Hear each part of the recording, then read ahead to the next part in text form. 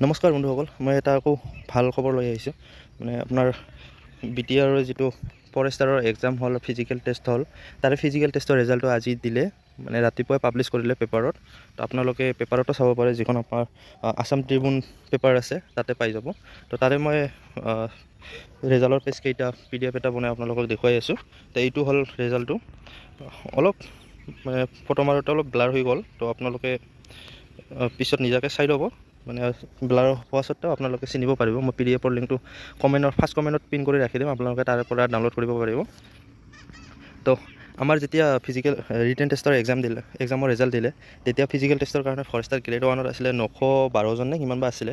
তো তাৰে ভিতৰত এতিয়া ৰাখিলে 689 জনক, আৰু ফৰেষ্ট গাৰ্ডত আছিলে 3400 ছামথিং আছিলে। তো তাৰ ভিতৰত এতিয়া ৰাখিলে আপোনাৰ 2654 জনক।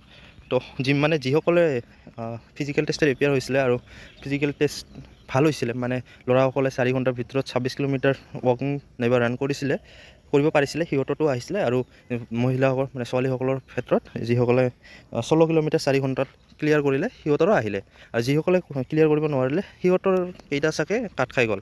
তো এতিয়া ভাইভাৰ টেষ্ট হ'ব, যিটো আপোনাৰ কোকৰাঝাৰ ছায়েন্স কলেজত হ'ব 22 আৰু 23 তাৰিখত। তাৰে এডমিট কাৰ্ডখন দিব 16 তাৰিখ, মানে আজিৰ পৰা 21 তাৰিখলৈকে এডমিট কাৰ্ডখন দিব ভাইভাৰ টেষ্টৰ কাৰণে। তো সকলোৱে ভাইভাৰ টেষ্টৰ কাৰণে প্ৰিপেয়াৰ কৰক, আৰু বেছি দিন নাই, এসপ্তাহ আছে আৰু। তো আশা কৰোঁ ভিডিঅ'টো আপোনালোকক ভাল লাগিব, আৰু সকলোৱে এবাৰ লাইক কমেণ্ট এটা কৰি দিব। Thank U.